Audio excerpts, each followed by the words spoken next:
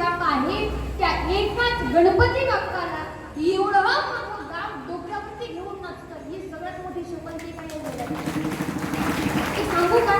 ऐका, ही गंमत आहे बरं, गंमत सांगते तुम्हाला. ऐका, विचार जर केला तर आज गावागावामध्ये जर विचार केला तर त्या पार्टीने एवढा मोठा गणपती आणला म्हणून आपण त्याच्यापेक्षा मोठा गणपती आणायचा, पण या गावाचा आदर्श उद्या महाराष्ट्राने घ्यावा. कारण एक गाव एक गणपती ही फार मोठी परंपरा आहे, फार मोठी परंपरा आहे. हे प्रत्येक ठिकाणी पाहायला भेटत नाही बरं. मी तर असं म्हणेल प्रत्येक ठिकाणं म्हणण्याऐवजी हे फक्त मला आत्ता पाहायला भेटलंय. कारण फार कठीण आहे, फार कठीण आहे, हे पाहण्यासाठी फार कठीण आहे. पण चला, फार मोठ्या पुण्याच्या वाटेकडे तुम्ही सगळेजण आहात. एवढा गोड आणि एवढा सुंदर आपल्या सगळ्यांचा बाप्पा आहे. एवढ्या दिवस झाले आपण त्याला जपतो. मला सांगा, विचार जर केला तर पुणे मुंबईचा जर विचार केला बरं, तिथे फार मोठे मोठे गणपती बसवतात का? पण ऐका, जोपर्यंत गणपती बाप्पा बसवलेले असतात तोपर्यंत त्यांचा एवढाच हात करतात, अगदी सोन्या नाण्याला त्यांना मिरवून काढतात. अर्थात फार मोठे मोठे कार्यक्रम त्यांच्या समोर ठेवतात, एवढ्या सगळ्या गोष्टी करतात. पण मात्र विसर्जन जेव्हा होतं तेव्हा तिथे पाहण्यासारखं सुद्धा दृश्य नसतं बरं, एवढं कठीण असतं. पण ऐका, ही परंपरा फार गोड आहे. एक गाव एक गणपती, एकाच गणपती बाप्पाची सेवा करा. 10 गणपती बाप्पा काय आणि एक गणपती बाप्पा काय? पण मला असं वाटतं की 10 गणपती बाप्पा किंवा 2 ते 3 गणपती बाप्पा जरी तुम्ही गावामध्ये मांडले, नाही मांडू नका बरं, आणि मांडणार नाही याची गॅरंटी मला आहे. कारण एवढ्या दिवसाची परंपरा तुम्ही जपली आहे बरं. प्रणित सांगेल म्हणून तुम्ही मांडणार नाही असं मला वाटतंय, मांडू पण नका. पण मला सांगायचंय तुम्हाला, सोपं सांगते बाबा, मला सांगा, तुम्हाला 3 घरी जेवायला जायचं बरं, 3 घरी जेवायला जायचं. मग 3 घरी जेवायला जायचं तेव्हा पहिल्या घरी तुम्ही पोटभर जेवणार की अर्ध पोट जेवणार? पटकन सांगा बरं, पोटभर जेवणार. आणि पुढच्या घरी गेल्यावर काय खाणार? हा 3 घरी जेवायचं कंपल्सरी आहे. 3 घरी जायचंय म्हणजे जायचंय बरं. आजी ऐका, इकडे सवासणी होतात का? सुहासिनी लग्नाच्या वेळेस होतात ना. हा, गंमत अशी व्हावी की एकाच दिवशी तिघी जणीच्या 3 मैत्रिणीच्या सुवासनी आणि आमंत्रण आहे. एका बाईला 3 ठिकाणी आमंत्रण आहे आणि असं आग्रहाचं आमंत्रण आहे की तिथं जाऊन किमान एक पोळी तरी खावी. हे 2-2 खा तुम्ही, फक्त हो म्हणा.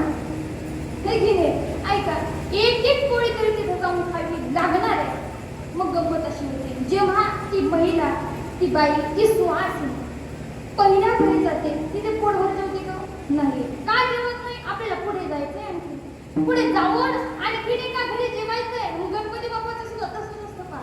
गावामध्ये जर तुम्ही 10 गणपती बाप्पा बसवले ना, गणपती बाप्पा पूर्ण आत्मा, पूर्ण प्रेम, पूर्ण समर्पण एका मूर्तीमध्ये कधी करत नाही का?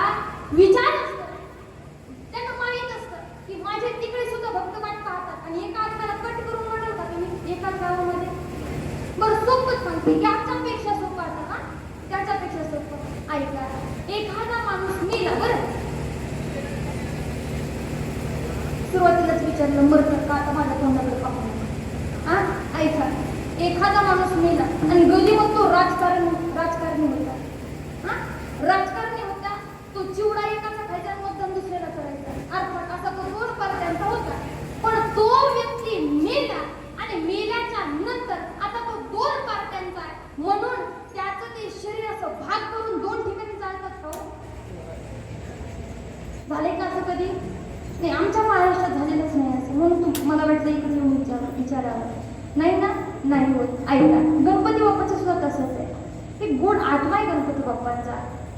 तो आत्मा अर्थात आपल्याकडे पाहुणे म्हणून 10 दिवसासाठी, कोणाकडे 5 दिवसासाठी, कोणाकडे 7 दिवसासाठी गणपती बाप्पा आपल्याकडे येत असतात. पण ऐका, माझं सांगणं गड्या तुम्हाला, तुम्ही जर गावामध्ये 4-4, 5-5 गणपती बाप्पा बसवाल तर एकच गोष्ट तुमच्या खाती लागणार नाही का? तर बाप्पांना माहित आहे की इथं पूर्ण कृपा करून चालणार नाही का? पुढे जाऊन कृपा द्यायची आणि तिकडे माझे भक्त वाट पाहतात. आणि काही नमुने असे असतात बरं, इकडची आरती झाली, इकडले मोदक खाऊन ते तिकडे हजर असतात. त्याला नमुने म्हणतात बरं. फार कठीण माणसं आहे, पण ऐका, फार गोड प्रथा आहे. एक गाव एक गणपती. आणि या गणपती बाप्पाच्या समोर या विघ्नहर्त्याच्या वर सिद्धी, किती गोड नाव आहे ना. आपल्या सर्वांवर त्यांची गोड अशी सिद्धी आहे, रिद्धी सिद्धी. अर्थात बुद्धीचे देवता म्हणजे गणपती बाप्पा आहेत. आपल्यावरती ज्यांची गोड अशी कृपा आहे, आदरणीय बाप्पा.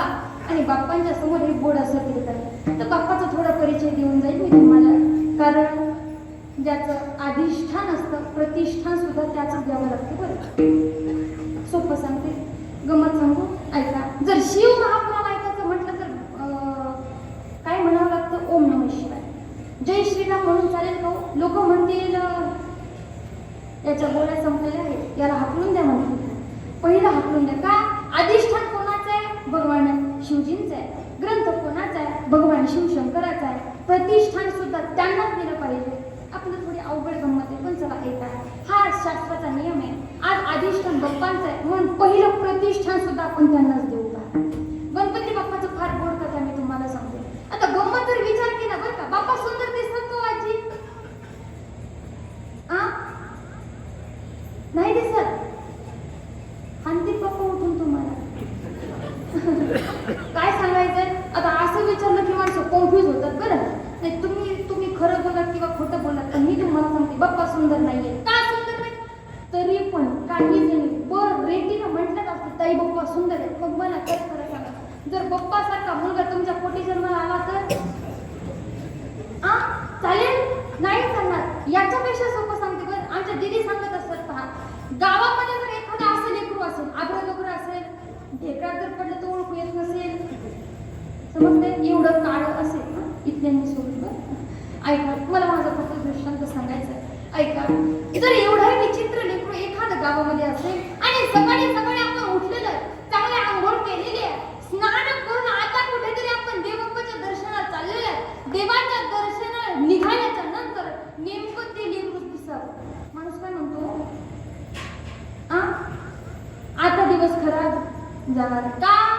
याचं तोंड पाहिलं, आता दिवस खराब जाणार. पण मला सांगा, बाप्पा दिसायला सुंदर आहे? नाही. बाप्पांचं वरण किती गोड आहे का? भोंग्यासारखे डोळे, सुपासारखे कान, सुटलेलं पोट, आखोड गोटे, असं बाप्पा ते काही दिसायला सुंदर आहेत का? नाही. पण ऐका, किती मोठी ख्याती आहे. कार्यक्रम कुठलाही असो, लग्नाचा असो आणि तो वर्षश्राद्धाचा असो, सुरुवात कुठून आहे? वक्रतुंड महाकाय, इथूनच सुरुवात आहे. ऐका, सुरुवात पहिला मान बाप्पाला घेतला. पण एक सांगू, मान बाप्पाला घेतलेला आहे, पण त्याच्या अगोदर बाप्पांनी कष्ट सोसले. बरं, बाप्पा हे जीवन जगणं शिकवतात. बरं, बाप्पा सांगतात बोला कमी, ऐका जास्त. तोंड मोठं आहे का सोंड मोठी आहे? आणि तुम्ही म्हणाल ती जी सोंड आहे ते म्हणजे तोंड नाही. बरं, त्या सोंडीच्या आतमध्ये तोंड आहे. रेंज चहा नाही चला, चहा नको ना. ऐका, मी काय सांगते तुम्हाला, तुम्ही थोडे माझ्याकडे रिॲक्शन द्या. बरं ऐका, मला काय सांगायचंय. तुम्ही म्हणाल ताई सोंड म्हणजेच तोंड आहे, तसं नाहीये ते. सोंड म्हणजे नाक आहे आणि त्या सोंडीच्या मागे तोंड आहे. अर्थात बाप्पा शिकवतात तोंड माणसाला काही झाकून ठेवलं पाहिजे. अर्थात जिथं नाही तिथं बडबड केली नाही. अनंत वाचा बरळती बरळ, कुठेही माणसानं बरळलं नाही पाहिजे. ज्ञानोबा सुद्धा सांगतात अनंत बरळतात म्हणतात. पण ऐका, माणूस बाप्पा शिकवतात पहा, बोलावं कमी, ऐकावं जास्त. आणखीन एक शिकवतात दुःख एवढं गिळावं माणसाने. ऐका बरं, दुःख एवढं गिळावं, एवढं गिळावं. किती गिळावं? समजलं त्यांना, ऍक्टिंग केल्यावर समजेल, पण पूर्ण